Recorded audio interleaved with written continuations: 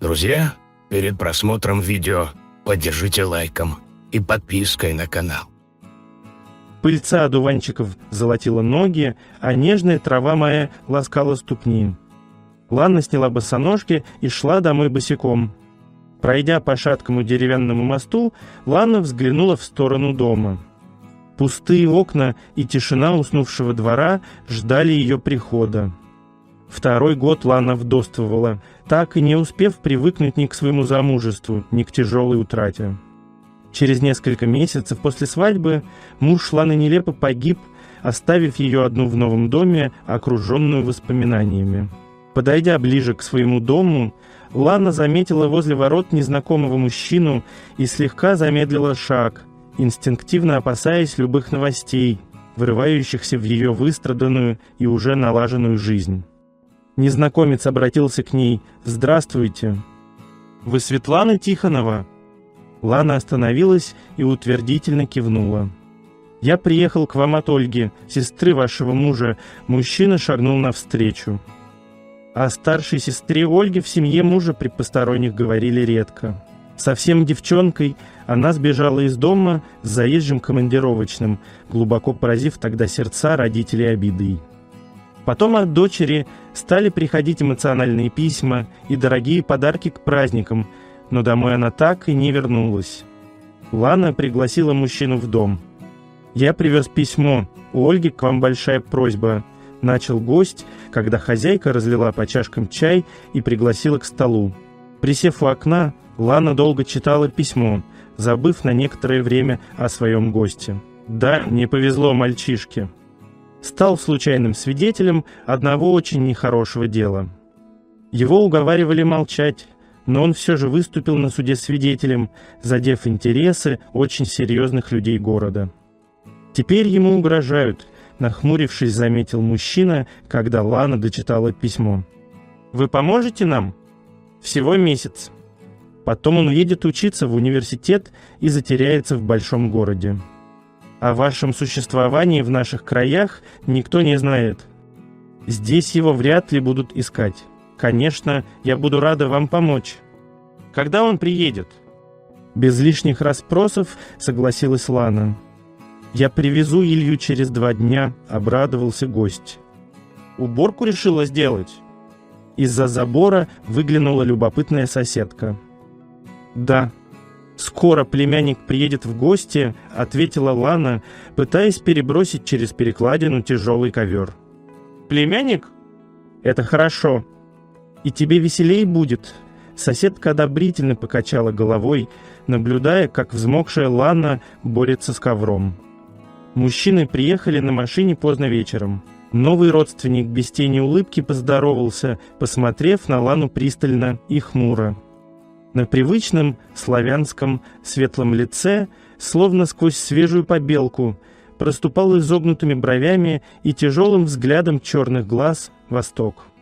И хотя он был среднего роста, в худощавой 18-летней юношеской фигуре затаилась до поры сжатой пружиной мужская сила. Лане показалось, что в просторной гостиной стало тесно с его приходом. Она подумала, что роль заботливой тетушки в данном случае будет неуместна. Но стать хорошим другом Илье в этой непростой для парня ситуации постарается. Однако и в последующие дни Илья оставался также молчалив и суров, и Лана прекратила свои попытки привлечь племянника к дружескому общению. Каждый раз, когда она, возвращаясь с работы, ее преследовало чувство, что она входит в дом, куда случайно забежал дикий зверь. Так непривычно было для нее присутствие в доме постороннего человека. Общались они мало.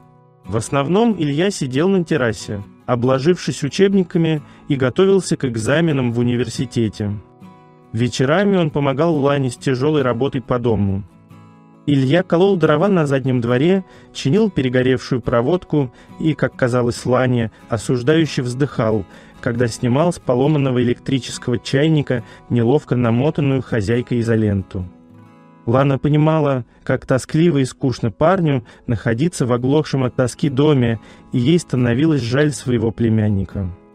Из-за своего мальчишеского благородного порыва он Вместо общения со смелевшими от призрачной взрослой жизни сверстницами должен сидеть в деревенской глуши, где из всех радостей цивилизации у него был только плеер.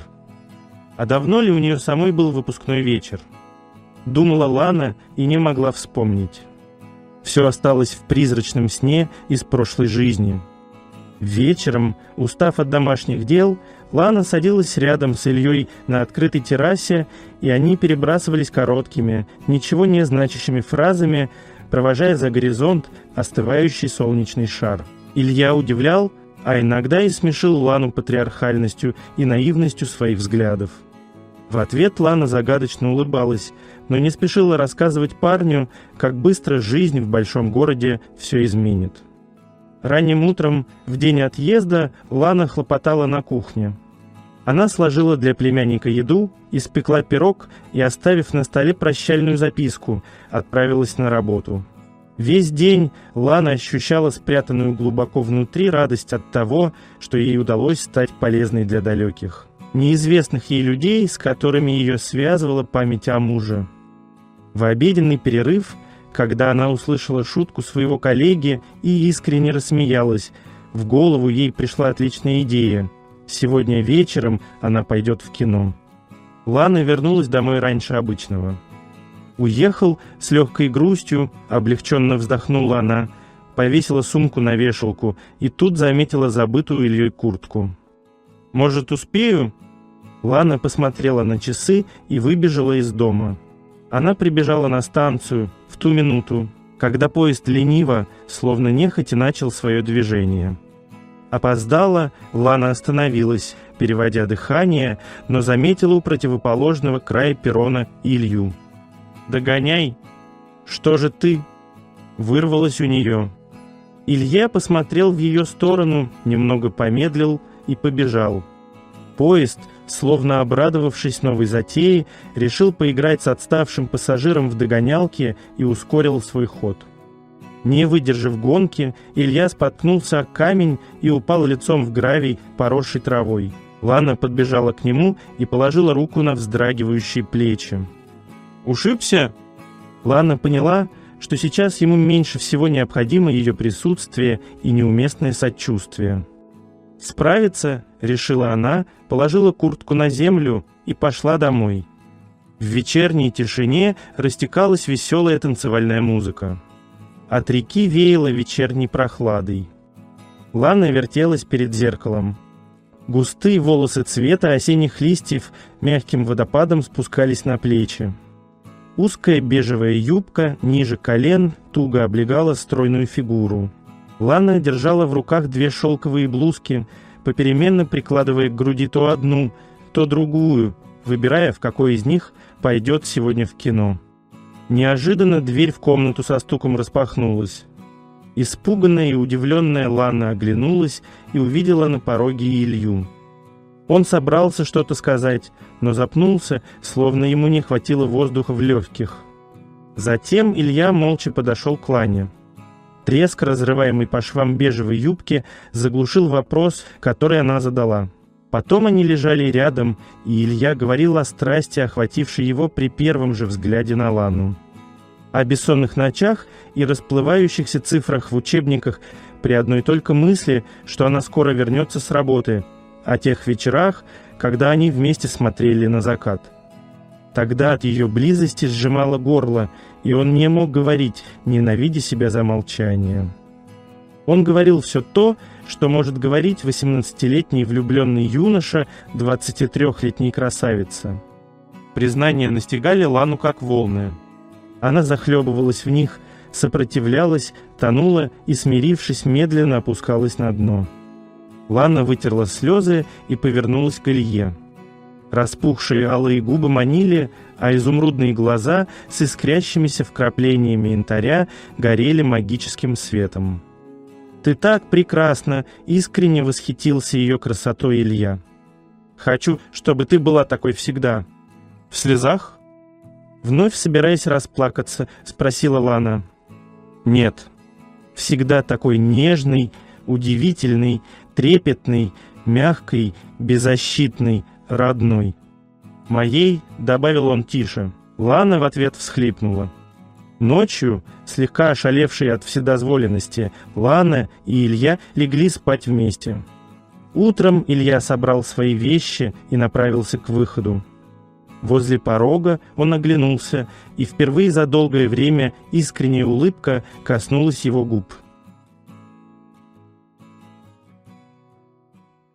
All right, everyone's presentations are done. Nick, the manager, said as he tried to move the discussion forward. Excuse me, I haven't. I recently found out something. Nick interrupted me and began to speak. There's apparently someone in this department who didn't graduate high school and is just a part-timer.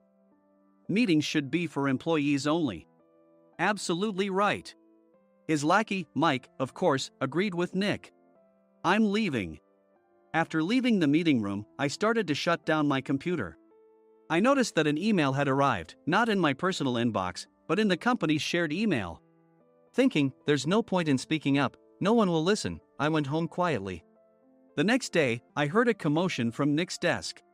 He was staring at his computer screen, his face pale. Nick? Is something wrong? Mike looked at the screen with him. And he turned even paler than Nick. Why is he so angry? Knowing the reason for Mike's distress, I thought to myself, serves them right. My name is Adam. My mother passed away when I was in the 9th grade, and I was raised by my father. Well, you could hardly call it being raised. After my mother passed, my father changed. He drowned his sorrows in alcohol, and though he still went to work, he squandered our living expenses on horse racing. Because of that, I had to start working part-time as soon as I entered high school. Every month, I went to the convenience store with bills in hand that couldn't be auto-deducted from my father's account. Even though I endured it because I didn't want to be alone, I reached my limit in my 2nd year of high school and dropped out. I found a live-in job at a distant inn. Thank you for everything. The day I left home, my father, still staring at the TV, spoke. Take care. That was our last conversation. Back then, 18 wasn't the age of majority, so I needed my father's permission to work, and I couldn't hide my place of employment. Yet, my father never visited me even once. I kept working just to survive, and before I knew it, I was 42. Years of hard work paid off, and I was transferred to the headquarters. I was thrilled to be recognized by the company, as I thought I'd be working in the field until retirement due to my lack of formal education. Listen up. Our work can change the future of our employees. Don't drag us down. On my first day after the transfer, Nick, dressed in an expensive suit, spoke sternly. There was a reason for this. Our inn was located in a prominent tourist destination, known so well that everyone in the state could sing its commercial jingle. At its peak, we had 5 locations within the state. But that was long ago. Due to financial difficulties and aging facilities, only the place where I had worked for many years and the original establishment remained. I was prepared to lose my job anytime, but now there was a glimmer of hope. With the rise of social media, the tourist area where the inn was located started gaining attention again. Depending on how hard the sales department, where I was transferred, worked, we could either thrive or be forced to give up this prime location to the new hotel chains continuously popping up. For Nick, who had switched careers from another industry to strengthen our sales, this was a battle he couldn't afford to lose. I understood why he had to be strict. I will do my best. Nick sneered at my enthusiastic declaration. Did you not hear what I said? I'm sorry. I thought I was listening carefully. Out of habit from years of customer service, I apologized reflexively, though I had no idea what had offended him. Someone was watching me with a smirk. In this department, there are those who are expected to excel and those who have been shoved here because they have nowhere else to go. You are the latter. It was Mike, the section chief. He's 7 years younger, at 35. But he was called to headquarters much earlier than I was and had been moving around within the headquarters ever since. I'm not jealous, but I can't accept that he's my boss. Graduating from a prestigious university, he has an unusually high pride and caused many problems as a newbie, making things very difficult for me when I was the front desk leader. When I found out Mike was transferred to the sales department a month before me, I was disheartened. Mike is right. With just a middle school diploma, there's not much you can do. Don't even think about achieving results. As if I didn't exist, Nick remarked, I'm thirsty. Mike eagerly ran to the coffee maker. It seems Mike is Nick's lackey. I regretted being happy about my transfer to headquarters, wishing I had stayed on site forever. Send a direct mail to every company on this list by the end of the day. Nick only assigned me tasks that even a new graduate could handle. What? There are over 1,000 companies. You want me to send to all of them by today? Yes, if you and your fellow misfits split the work, even those with nowhere else to go should finish by today. I glanced at the employees typing away expressionlessly. They were worn out from customer service, only thinking about leaving on time, or were women reassigned after having children. With zero motivation for work. Even Sam, a new graduate from the same university as Mike, who was supposed to be among the expected achievers, had no enthusiasm for the job. Having joined the company wanting to do customer service. I don't care what they say, I plan to quit anytime, he said. Only Nick and Mike were highly motivated, making all the decisions between the two of them. I originally only wanted to work at the inn to survive and had no particular attachment to this job. I swallowed my words, thinking I had no right to reprimand them. About a month after the transfer, Nick told us with a frustrated look.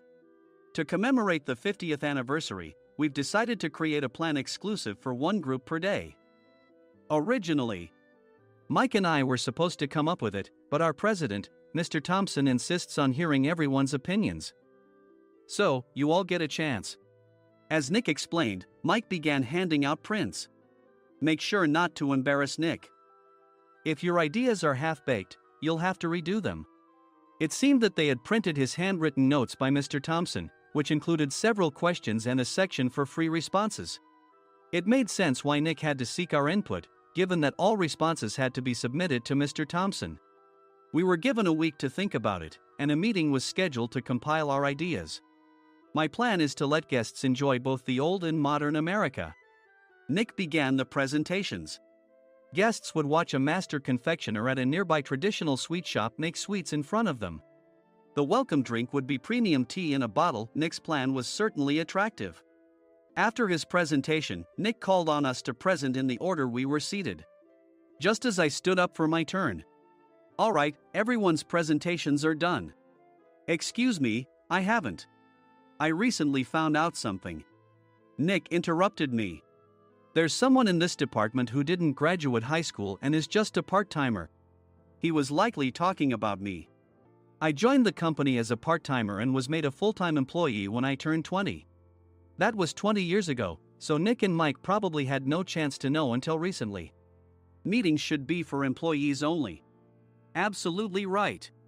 After that, Nick kept creating opportunities to solicit everyone's opinions, purposefully excluding me from speaking. The meeting unexpectedly heated up and went past the scheduled end time. A few people asked to leave, and the discussion continued with the remaining few. Still here? Normally, you'd leave in that situation. Though I had no attachment to the job initially, hearing kind words from customers made me want to make them happier. For someone like me, with nowhere to go, the inn was my home and customer service was my life. I felt pathetic about my current self. I'm leaving. I left the conference room and started shutting down my computer. I noticed an email had arrived, not in my personal inbox, but in the company's shared email. Thinking no one would listen to what I had to say anyway, I quietly went home. The next day, while preparing the DM as instructed, I heard a commotion from Nick's desk. In his haste to stand up, he hit his knee on the desk. He stared at his computer screen, his face pale. Nick! What's wrong? Mike, thinking he should be the first to rush over, approached Nick while still wearing his coat. He peered at the screen with Nick. And he turned even paler than Nick. Why is he so angry? Who is responsible for this company? Nick, more irritated than ever, asked, and Mike answered without checking. Probably Sam. Sam wasn't there because he was attending a morning training session for new hires. Nick gave up on getting angry and returned his gaze to the screen. They were looking at an email that arrived right after the end of the working day yesterday. Apparently, no one, including me, had checked it before leaving. The email was from a large company that used us for their annual employee trips. The president and executives of that company also frequently used our services personally. President of the company, Mr. Mason himself had declared that neither he nor his company would ever use our services again. Well, some companies cancel their employee trips or stop using our services due to financial struggles. Let's just move on.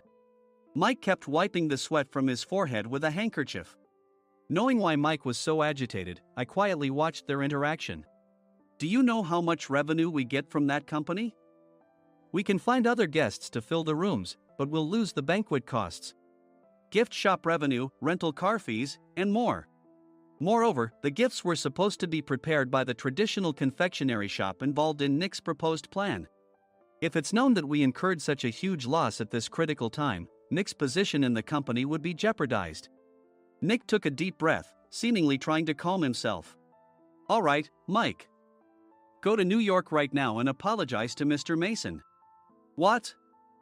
You're coming with me, right? I have urgent work to do. I trust you, which is why I'm entrusting this to you. Please. Mike, believing Nick's sincerity, agreed with a determined look on his face, saying, yes. That's Nick for you. Even if Mike went to apologize, Nick would shift all the blame onto him if the client didn't change their mind. Well, it was Mike's fault to begin with, so it served him right. About 3 hours later, Sam answered a call from somewhere and repeatedly apologized, saying, I'm very sorry. Everyone watched to see what was happening. After ending the call, he informed Nick with a weary tone. When Mike arrived at the client's company, he only made things worse, further infuriating Mr. Mason. He was demanding, get his boss here immediately. It was no wonder Sam was exhausted, dealing with such a call right after returning from training. What is that idiot doing? Alright, Adam, you're coming with me. If sacrificing Mike didn't work, then I must be next. Normally, I'd want to refuse at all costs, but I saw an opportunity in this situation. If I can be of assistance, I'd be happy to join you. I obediently followed Nick, and we flew to New York. When we introduced ourselves at the reception, it became clear how serious the situation was, as the receptionist personally escorted us to the president's office.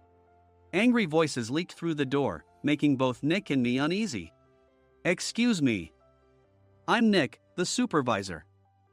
I understand my subordinate has caused you trouble, and I deeply apologize. Nick, with his experience in the corporate world, knew enough to offer an apology before excuses. However, his customer service skills left much to be desired. I sighed as I saw Mike trembling like a small dog in the corner of the room. What kind of training are you giving your subordinates? Mr. Mason glared at Nick with a red face. The intensity of his gaze made even Nick take a step back. Regrettably, I joined this company only 2 years ago and was unaware of Mike's issues. I should have identified his shortcomings sooner. Indeed. I should have realized sooner. No sensible person would come to apologize and then give a lengthy presentation on the drawbacks of not using their in. Nick froze, his mouth slightly open. Suspecting the worst, I picked up the documents that had fallen to the floor. It seemed Mike hastily prepared these documents on the plane, listing the disadvantages. Disadvantage 1: if you change the venue for the company trip, employees might suspect it's for cost-cutting reasons, leading to a negative impression. Reading it aloud half-jokingly, Nick snatched the papers from my hand and checked the contents with a furious expression. Among the stack of documents was a receipt from a nearby convenience store's copy machine. I felt a pang of dread, hoping he hadn't shown the receipt as well. What do you think he said when I asked what kind of nerve he had to do this? I'm very sorry. Faced with the dire situation, Nick must have thought there was nothing left to do but apologize. In a voice smaller than I'd ever heard from him, he uttered words of apology. He said, I'm a Harvard graduate. I don't believe I said anything wrong. Mike, what have you done? Forgetting his plan to pin the blame on Mike, Nick yelled loudly, even in front of Mr. Mason. I didn't do anything wrong. You're still saying that? Look at him. Mike pointed at me with a shaking hand. I was assigned to headquarters in my 20s and now I'm a section chief.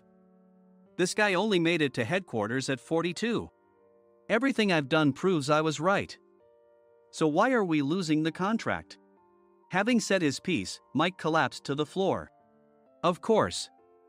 You were sent there because you had nowhere else to go. Mike never expected to hear such words from someone he looked down upon. He lunged at me, and Nick hurriedly stepped in to stop him. Mr. Thompson told me Mike is a quick thinker, and to take good care of him. There's no way he was pushed aside. Don't make things worse here. He didn't say quick thinker, he said only quick-witted, didn't he?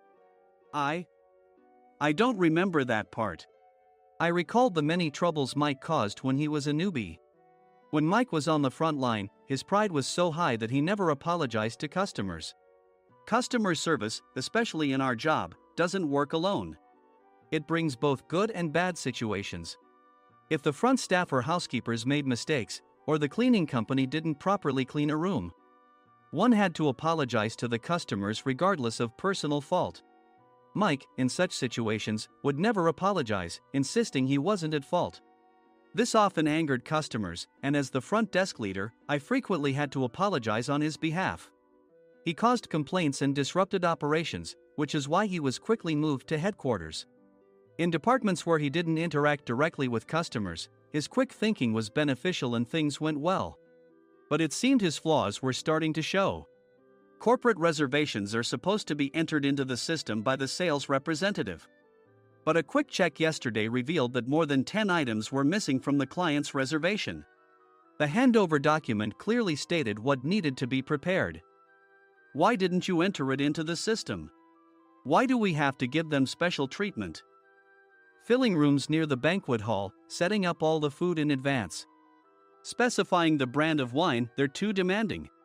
No wonder he always angered customers, I thought, feeling a headache coming on. Grouping them in rooms near the banquet hall is for our benefit too. It makes it easier for the staff to set up beds and serve breakfast since everyone's schedule is synchronized. As for the other requests, Mr. Mason suggested them to lighten our load. I didn't know that. Nick finally seemed to realize that Mike was the one who had angered the client. What did you say to them? I just told them we wouldn't give them special treatment anymore. We shouldn't waste effort on things that don't bring in money. I was utterly exasperated at his lack of understanding of customer service. Of course, we shouldn't comply with unreasonable demands. But carrying over successful practices from past stays makes customers feel remembered and enhances their experience. Good memories encourage repeat visits. That's part of our job. I looked down at Mike, who was sitting on the floor. In our job, nothing is a waste. Mr. Thompson likely moved you to the sales department, hoping you'd finally understand this. How do you think he feels now that you've failed to meet his expectations? Mike, tears in his eyes, fled the president's office. I was amazed he still hadn't apologized. You have it tough, Adam. It's okay, we're all employees of the same company.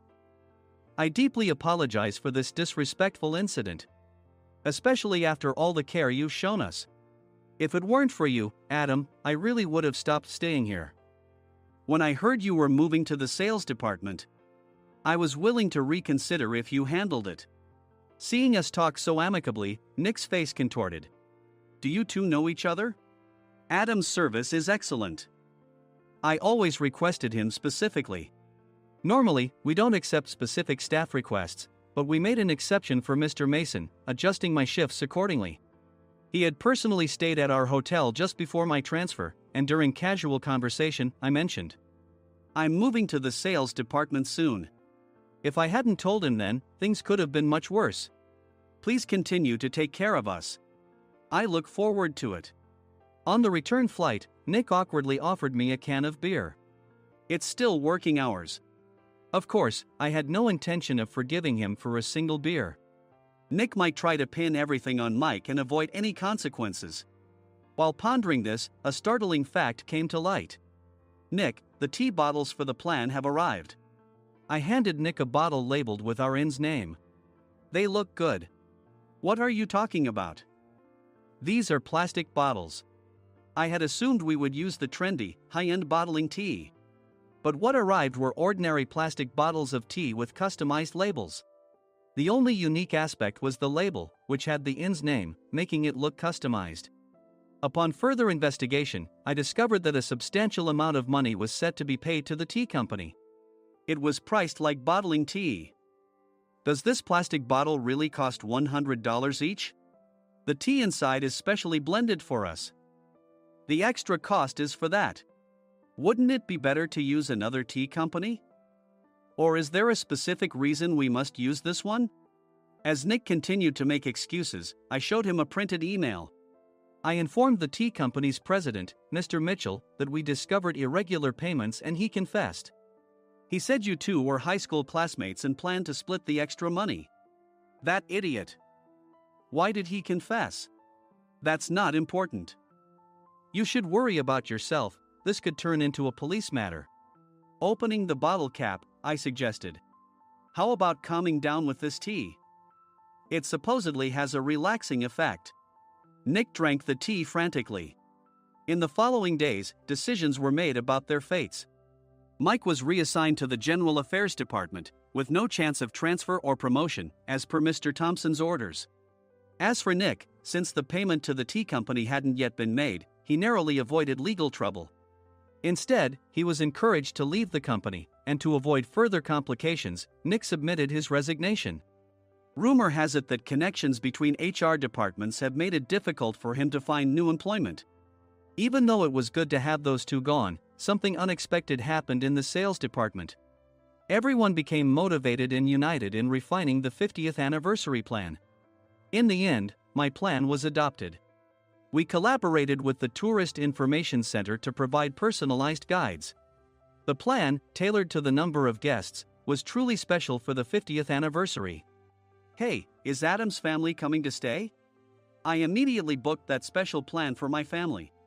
Sam noticed it on the reservation list and quickly picked up on it. Yes, I'm inviting my father. That's great. I might invite my parents too. I lacked the courage to face my father just as Adam. But here, with the confidence Mr. Mason praised, I felt ready.